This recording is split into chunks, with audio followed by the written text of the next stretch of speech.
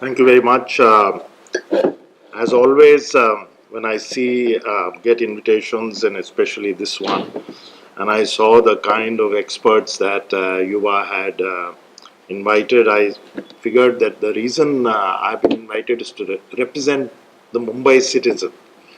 And I can give you the citizen's perspective, which all of us share. But also, I'd like to say, point out that I consider myself a walker in this city. The art of walking has been lost, and I walk. I have a zone where I walk from my home, but I also walk around the city in all kinds of places, etc. Because when you walk, you see not just several histories passing you by, and you wonder what have people sitting here in that pawn shop, in the tailor underneath the staircase, the all those shops, and the people who live in those buildings. What have they seen over the years? But you also see how the city is not transitioning, is being pulled into its next phase of, for want of a better word, development. Now, all of us, and I think Mr. Rajiv was quite alert to this, is that the city feels a bit displaced and a bit mystified at the pace around them. And the inconvenience are not just the noise outside your home or the traffic jam. Those are the the digging work that's going on and the rubble. And somebody was telling me that if you come to Link Road, Malad, it takes hours and hours to get from place A to place B. So these are daily inconveniences. They're terrible, and there is some good at the end of it, we are assured. But it's not just that. It is also the displacement of several other things, the displacement of communities, the displacement of um a physical aspect of a neighborhood, but it is also the displacement of a memory. And I think that is, last year Roshni pointed out that there was talk about how histories are not being preserved. I think I may say, having talked to people, having talked on this subject for a long time, that they are not just not being preserved because um, the demographic changes make sure that you have a sudden jump among people of a particular age group, and they have a very limited relationship with histories. I'm happy to see that a lot of people now want to go on walks and try to understand the city and all that. But the major problem with us not looking at the city's history and the eradication of this history is the institutional memory loss. And the institutional memory losses, there is no museum yet for the textile mills and the workers. Our relationship with the mills is based around malls and tower blocks and a whole 150-year-old period of this city. 150 years. The first mill was 1858, around then. And the last mill, there are still a few running, but the last mills closed down at the end of the 80s, early 90s. So there is nothing. If you want to know about textile mills, you have only one recourse while you're sitting at home or commuting, is to go on to Wikipedia, and you will get a lot of stuff. But you won't get an organized way of looking at it. And we are not talking about nostalgia. We are talking about people's lives. We are talking about hundreds of thousands of people. We are talking about people who are still around. It's not difficult to find them, who are still around, who worked in the mills. I go to Parel quite often, and I try to avoid the rush hour now. I go there, and I went to Curry Road and Bellasis Road and all that, and in Joshi Marg. And I speak to people all the time. I go to their homes, I sit with them, I see. And somebody has become a security guard, somebody is sitting at home. I met a very interesting man who says that I am a assistant of a cook. He's about 60 years old. So I said, how come? He says, my wife runs what is called a carnival, which is delivering food to migrants, and I assist her. And he was really assisting her. She was ordering him around. So these are stories and histories that are wiped out. So it is not merely limited to this city. These are transitions being felt all around the world at this moment. So I've been reading a book, which is a fascinating book that somebody sent to me, called The Creative Destruction of New York. I like that phrase very much, creative destruction. But he says in that, may I have my phone? The subtitle of the book is what fascinated me. It says, The Creative Destruction of New York City, Engineering the City for the Elite. And of course, New York's example is different from Mumbai's and so also other cities. But we do benchmark ourselves against the world. And there are many issues there that are similar to issues here. For example, rent control. New York has rent control. How neighborhoods, people in neighborhoods go away. How rezoning and rebranding wipes out what this area was. It wipes out and it projects for another generation, another class, another.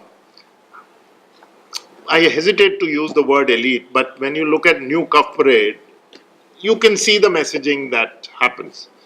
When you look at Upper Worli, it wipes out 150 years of memory in one phrase. So, one thing that strikes me when I was reading that book, and I tried to understand the neighborhood of Harlem in New York, where traditionally low middle class, but also middle class African Americans have lived for generations, was based on the fact that because nobody wanted to go there, rents were very, very low. In fact, landlords were happy to continue with the same families and the same tenants for a long time because rents were low and nobody wanted to come. When you say the word Harlem to anybody in New York 10 years ago or even anyone in the world, what came to your mind? Crime, this large African American population. Of course, there's a lot of Harlem history, Harlem culture, the Harlem Renaissance, poetry, books, stories, films. But otherwise, the general impression, the quick impression was that it was a dangerous place. However, somebody discovered it 15 years ago.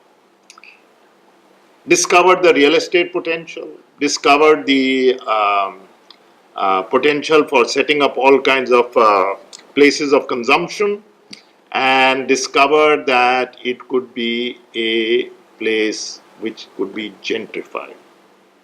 Now, gentrification is a word that a lot of people love. City planners love it, but hipsters love it most because that means coffee shops and galleries and restaurants and generally, to begin with, low rents which automatically go up there. So families upon families are moving out of there.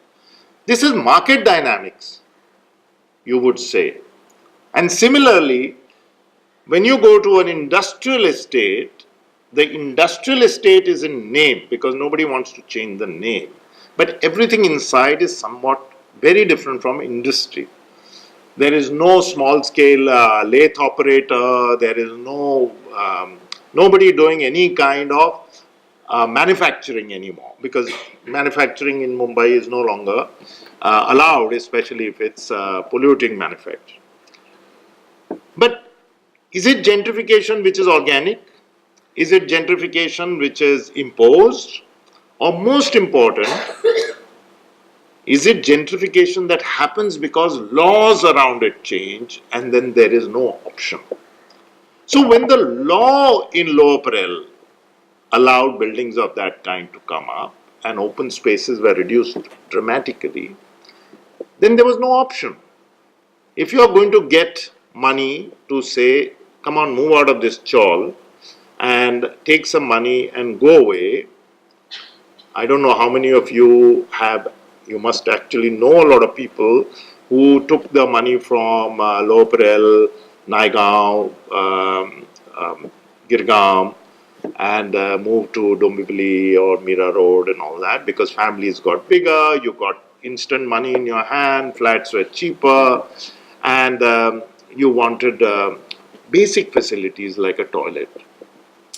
So when that happens, it's the law and the regulations that make sure that things change.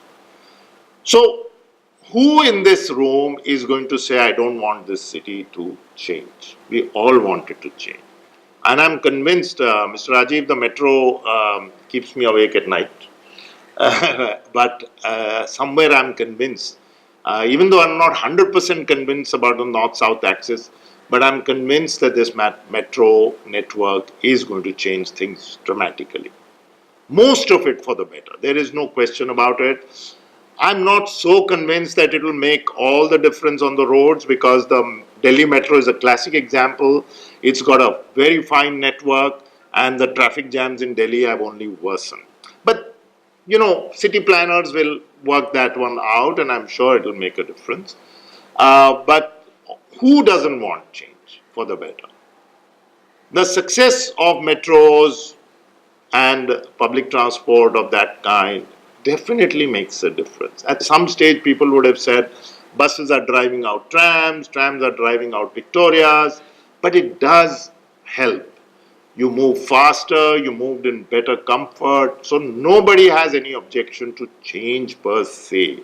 But when change happens and looks at, it depends what that change incorporates. Does it incorporate displacement in a big way? If so, what happens to the displaced? Now, I understand MMRDA has, a project affected persons kind of whole program. People have been shifted, they've been given homes. We can keep that aside for the time being. But yes, people do understand, even policymakers do understand, with all the hassles that come with it. But displacement happens. Who is it for happens? Shall we look at the metro or in fact other things, keeping in mind, is the coastal road privileging car users? Is it going to help others? How will it create, as it is, BEST is, unfortunately being very badly affected, but will the coastal road allow BRT? How will all these things help every citizen of this city? And I mean every citizen. And that, I think, somewhere I feel that neither policymakers nor people who are engaged with the city have been able to fully explain. So while we understand the transition and the compulsions and the imperatives, we understand the end and we take the means in our stride. Somebody from the metro said in an interview, yes, there is a lot of inconvenience, we do understand, but this sacrifice will help future generations. People who are doing the sacrificing don't always see it that way, but yes, we understand. This is a city that understands change. Rapid changes have taken place, things have disappeared and then settled down, and we understand it. Not all the changes for the better. Lower Parel is a abysmal example of poor policy making and outcomes. Now, of course, Mumbai Port Trust does not come under the civic bodies or the state body for that matter. So they are planning something. We are not getting the full picture. It's still a bit hazy, but I think that thing is settled in that we can't repeat the mistakes of Lower Parel, Elphinstone Road, of Girangaon. So we are all for changes.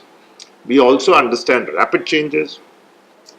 Uh, Many of you may not know this or remember this. The arguments around Nariman Point were not exactly the same because there was no displacement, but they were similar, and everyone said reclamation, etc. The city was built on reclamation.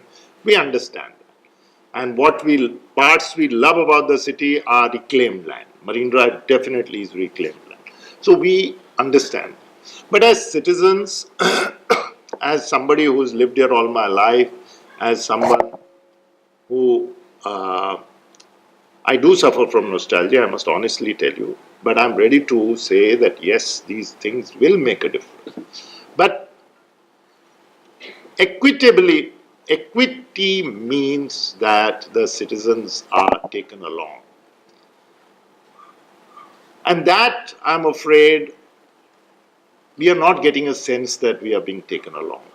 And taken along means open communication, taken along means rehabilitation, taken along means being told. I learned more overall about the metro in the last 30 minutes than I have read. Maybe I should be reading much more, but I learned a lot. And I am quite, uh, no one I can think of would say, why do we have this? Since the metro has been mentioned. But I'm not so sure about the coastal road, for example.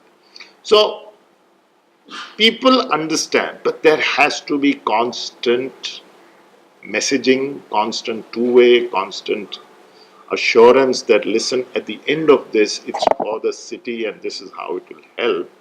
And while we are doing it, how do we make the process not just equitable, but not just democratic, but also in a way that you feel that you participated in it somehow, and you feel that life is going to change for the better, and you feel that, most important, the integrity and history of your lives, your neighborhoods, your city is going to be protected.